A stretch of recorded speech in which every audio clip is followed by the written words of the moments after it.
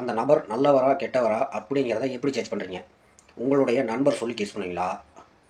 உங்களுடைய சிறந்த நண்பர் சொல்கிறதுனால அதை வந்து ஜட்ஜ் பண்ணுவீங்களா? உங்கள் பக்கத்து வீட்டுக்காரன் சொல்கிறதுனாலையோ எதிர்த்த வீட்டுக்காரன் சொல்கிறதுனாலையோ இல்லை சொந்தக்காரன் சொல்கிறதுனாலையோ அவன் நல்லவன் அப்படின்னு சொல்லுவீங்களா?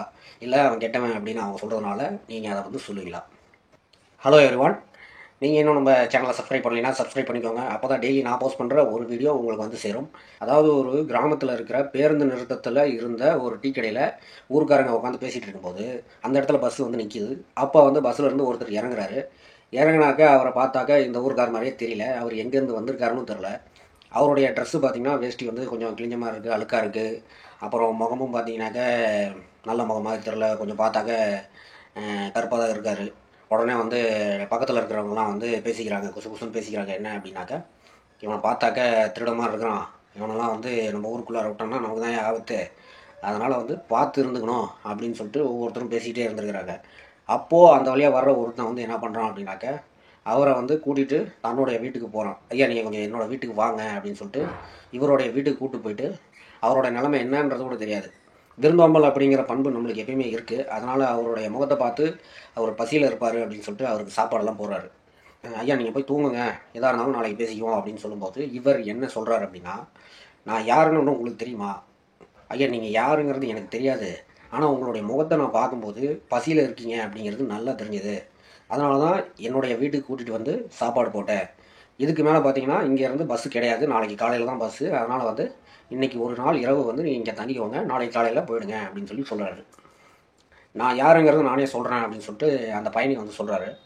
நான் வந்து பார்த்திங்கன்னா ஒரு எழுத்தாளர், ஒவ்வொரு ஊருக்கும் வந்து போயிட்டு அந்த மக்களுடைய எண்ணங்களை பற்றி நான் வந்து புத்தகத்தில் எழுதிட்டுருக்கேன்.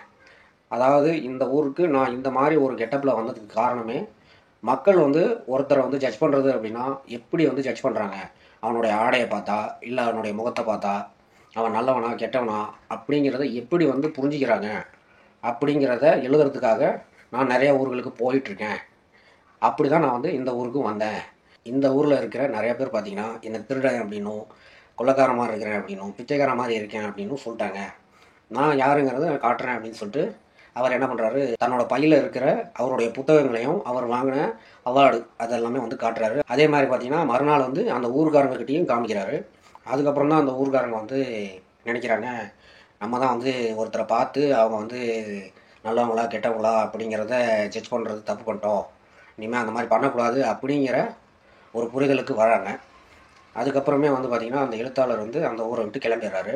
அதாவது இந்த கதை மூலயமா நான் என்ன சொல்ல வரேன் அப்படின்னாக்க, நீங்கள் ஒரு நபரை பார்க்குறீங்க அப்படின்னா அந்த நபர் நல்லவரா கெட்டவரா அப்படிங்கிறத எப்படி ஜட்ஜ் பண்ணுறீங்க? உங்களுடைய நண்பர் சொல்லி ஜட்ஜ் பண்ணுவீங்களா? உங்களுடைய சிறந்த நண்பர் சொல்கிறதுனால அதை வந்து ஜட்ஜ் பண்ணுவீங்களா? உங்கள் பக்கத்து வீட்டுக்காரன் சொல்கிறதுனாலையோ எதிர்த்த வீட்டுக்காரன் சொல்கிறதுனாலையோ இல்லை சொந்தக்காரன் சொல்கிறதுனாலையோ அவன் நல்லவன் அப்படின்னு சொல்லுவீங்களா? இல்லை அவன் கெட்டவன் அப்படின்னு அவங்க சொல்கிறதுனால நீங்கள் அதை வந்து சொல்லுவீங்களா? யார் சொல்கிறதுனாலையும் பிரயோஜனமே கிடையாது. ஏன்னா வந்து பார்த்திங்கன்னா ஒருத்தர்கிட்ட பழகாமல் அவருடைய குணத்தை பற்றி நீங்கள் வந்து தெரிஞ்சிக்க முடியாது. அவர் நல்லவரா கெட்டவராங்கிறத பழகிறதுனால மட்டும்தான் தெரிஞ்சிக்க முடியும். ஓகேங்களா?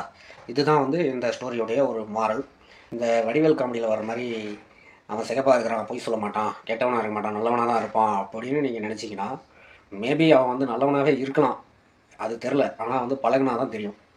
கெட்டவனாகவும் இருக்கிறதுக்கு வாய்ப்பு இருக்குது அப்படிங்கிறத நீங்கள் வந்து புரிஞ்சுக்கோங்க. அதே மாதிரி கருப்பாக ஒருத்தன் இருக்கான் அப்படின்னாக்கா அவன் வந்து திருடனாக தான் இருக்கணும் அப்படின்னும் கெட்டவனாக தான் இருக்கணும் அப்படிங்கிறது வந்து அவசியம் இல்லாதது இல்லையா? ஒருத்தர்கிட்ட எந்த விஷயமா இருந்தாலும் பழகி பார்த்து அவர் நல்லவரா இல்லை கெட்டவராங்கிறத தெரிஞ்சுக்கிறது நல்லது.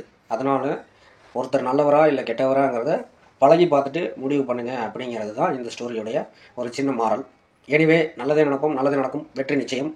இந்த ஸ்டோரி பற்றின உங்களுடைய கருத்து என்ன அப்படிங்கிறத கமெண்ட் பாக்ஸில் சொல்லிட்டு போங்க. இந்த மாதிரியே வேறு ஏதாவது ஸ்டோரியை பற்றி நான் பேசணும் அப்படின்னு நீங்கள் நினச்சிங்கன்னா அதையும் மறக்காமல் சொல்லிட்டு போங்க. அண்டு மறக்காமல் சப்ஸ்கிரைப் பண்ணுங்கள். அப்போ தான் வந்து நான் டெய்லி போஸ்ட் பண்ணுற ஒரு வீடியோ உங்களுக்கு வந்து சேரும். நாளைக்கு திரும்பவும் உங்களை வேறு ஒரு வீடியோவோட சந்திக்கிறேன். Until then signing off. This is Narendran Mani. Bye.